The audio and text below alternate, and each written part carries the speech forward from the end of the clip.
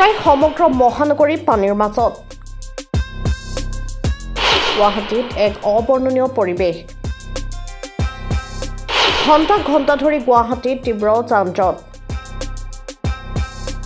ৰাজপথত আবদ্ধ হাজাৰ হাজাৰ যান-বাহন ওলাবলৈ কোনোফালে উপায় নাই মহানগৰীৰ বিভিন্ন স্থানত একাঠু এককাল পানী এজাক বৰষুণতে স্তব্ধ হৈ পৰিছে গুৱাহাটী মহানগৰীৰ যাতায়াত ব্যৱস্থা মহানগৰীৰ প্ৰতিটো মূল পথতে এতিয়া তীব্ৰ যান-জঁট ঘণ্টা ঘণ্টা ধৰি আবদ্ধ হৈ পৰিছে হাজাৰ হাজাৰ যান-বাহন ৪-৫ ঘণ্টা ধৰি একে ঠাইতে আবদ্ধ হৈ থাকিবলগীয়া হৈছে যান-বাহনসমূহ যাৰ ফলত জিয়াতো ভুগিবলগীয়া হৈছে মহানগৰীৰ বাসিন্দাসকলে এজাক বৰষুণৰ পিছতে এতিয়া জমৰ যন্ত্ৰণা ভুগিবলগীয়া হৈছে গুৱাহাটীৰ বাসিন্দাসকলে ৰাজপথৰ কাষতে থকা বহু দোকান আৰু হোটেলত সোমাইছে পানী মানুহৰ বাসগৃহতো সোমাইছে পানী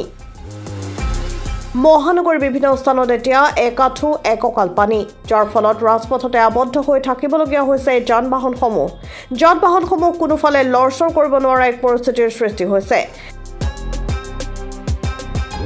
বিভিন্ন ঠাইত পানীৰ মাজত বিকল হৈছে বহু দুচকীয়া আৰু চাৰিচকীয়া বাহন যোৰাবাটতো ভয়ানক কৃত্ৰিম বানপানীৰ ফলত আবদ্ধ হৈ পৰিছে উজনি অসমলৈ যাত্ৰা কৰিবলগীয়া বহু যান-বাহন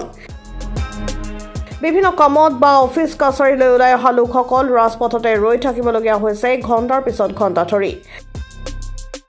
আবদ্ধ হৈ পৰিছে এম্বুলেন্সো আবদ্ধ হৈ পৰিছে বহু স্কুল বাছ মুঠৰ ওপৰত এক অবৰ্ণনীয় পৰিৱেশ স্মাৰ্ট চিটিৰ সপোন দেখা গুৱাহাটী মহানগৰীত